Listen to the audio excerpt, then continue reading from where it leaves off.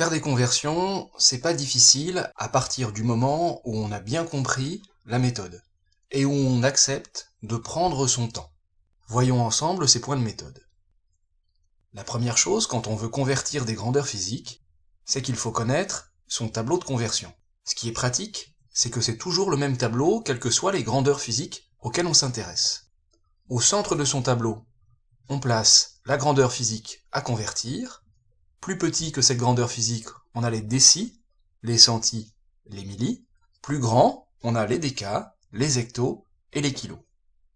Concrètement, ça donne ceci, avec les mètres par exemple. Au centre, j'ai mes mètres. Plus petit, les décimètres, les centimètres, les millimètres. Plus grand, les décamètres, les hectomètres, et enfin les kilomètres. On peut faire la même chose avec les grammes. Au centre, les grammes. Plus petit que les grammes, les décigrammes, les centigrammes, les milligrammes. Plus grand, les décagrammes, les hectogrammes et les kilogrammes. C'est toujours la même chose avec les litres. Plus petit que des litres, les décilitres, les centilitres, les millilitres. Plus grand que les litres, les décalitres, les hectolitres, les kilolitres. Et on peut décliner ce principe pour toutes les grandeurs physiques mesurables. Un autre point essentiel, c'est d'être capable de repérer le chiffre des unités dans un nombre. Ici, 327 mètres. Quand j'ai un nombre entier, le chiffre des unités est toujours le chiffre le plus à droite.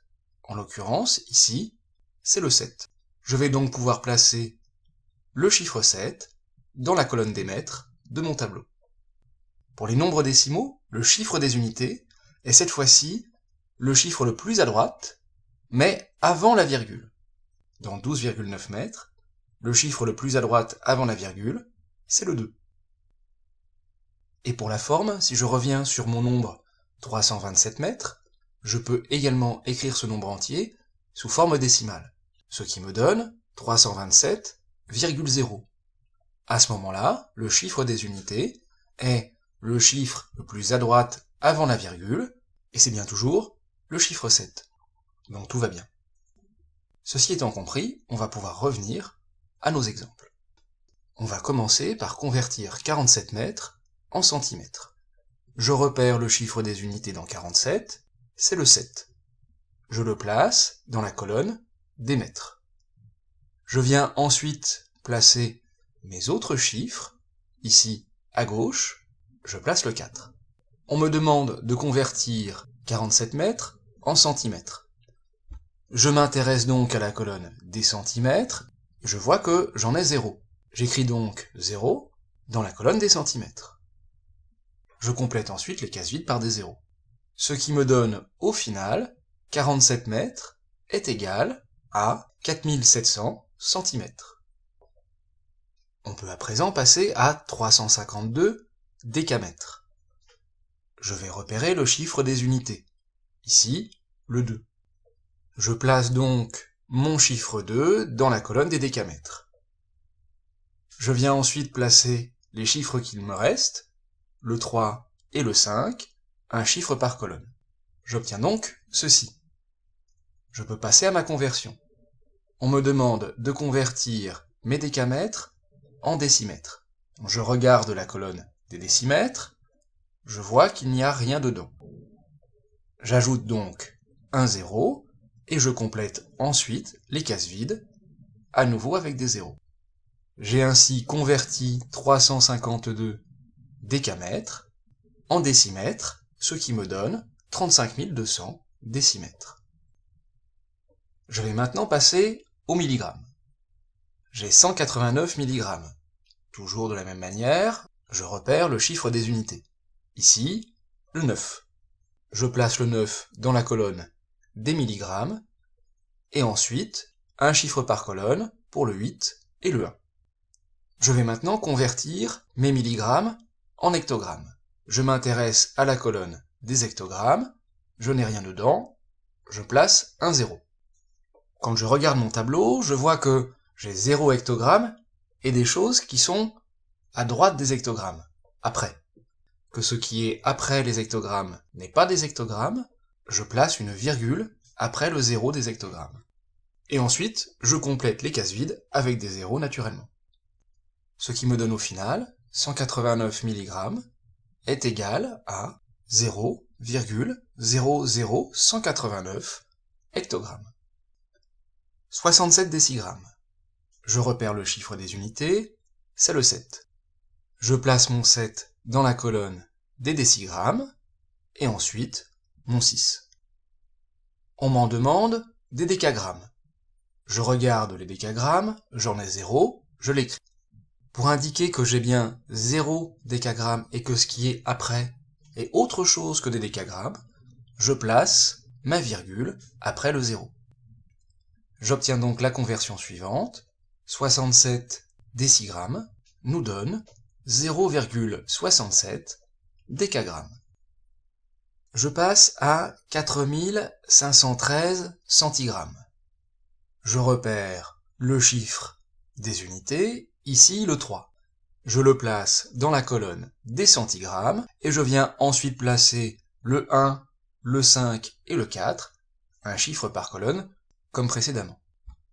On me demande des grammes. Je regarde la colonne des grammes, et là je vois que j'ai déjà un chiffre décrit dans la colonne des grammes. Je n'ajoute donc pas de 0. Mais de la même manière que précédemment, pour montrer que ce qui est à droite de la colonne des grammes est autre chose que des grammes, je viens placer une virgule après mon chiffre 5. J'obtiens donc la conversion suivante, 4513 centigrammes est égal à 45,13 grammes. Et enfin, pour en terminer avec le tableau des grammes, on va convertir 12 hectogrammes en kilogrammes. Le chiffre des unités, c'est le 2. Je place le 2 dans la colonne des hectogrammes.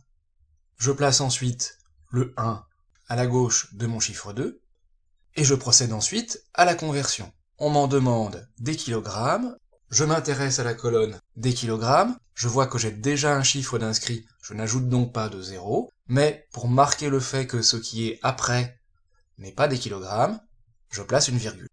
J'obtiens donc la conversion suivante, 12 hectogrammes est égal à 1,2 kg.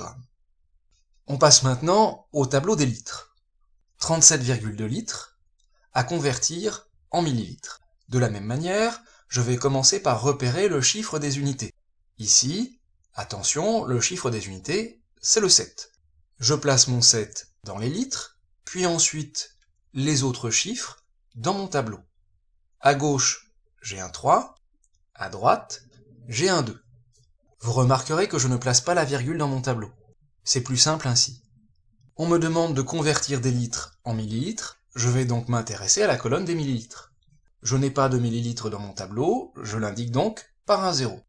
Je complète ensuite la case vide par un 0, et j'obtiens la conversion suivante, 37,2 litres est égal à 37 200 millilitres. On passe à 7,58 décilitres à convertir en décalitres. J'identifie le chiffre des unités et je le place dans la colonne des décilitres, ici le 7. Je place ensuite le 5 et le 8 à droite, un chiffre par colonne toujours. À nouveau, on notera que dans un premier temps, je ne place pas la virgule dans le tableau. Je vais m'intéresser à la conversion demandée, c'est-à-dire des décilitres en décalitres. Dans la colonne des décalitres, il n'y a rien. Je vais donc y placer un 0. Et pour dire que ce qui est après la colonne des décalitres n'est pas des décalitres, je viens ici placer ma virgule. Je complète la case vide par un 0, et j'obtiens la conversion suivante, 2,58 décilitres est égal à 0,758 décalitres. On termine avec 249,7 centilitres à convertir en litres. Comme à chaque fois, je commence par repérer mon chiffre des unités et je le place dans la colonne des centilitres. Ici, le 9. Je viens ensuite placer à gauche et à droite de mon chiffre 9 les autres chiffres. Vous l'aurez maintenant compris, quand on a un nombre décimal, on ne place pas tout de suite la virgule dans son tableau. Je m'intéresse maintenant à la conversion qui m'est demandée.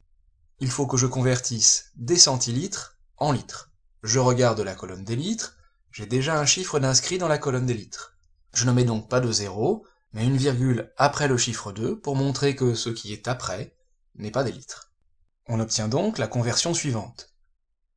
249,7 centilitres est égal à 2,497 litres. Et voilà pour la plupart des cas de figure que vous rencontrerez dans les exercices qui vous seront proposés. Voici un exercice d'application pour vérifier que vous avez bien compris. Je vous invite à mettre la vidéo en pause le temps de faire l'exercice au brouillon, et on se retrouve dans quelques minutes pour la correction. Voici la correction. Je vous invite à nouveau à faire une pause pour prendre le temps de vérifier vos réponses avec celles présentées dans le corrigé.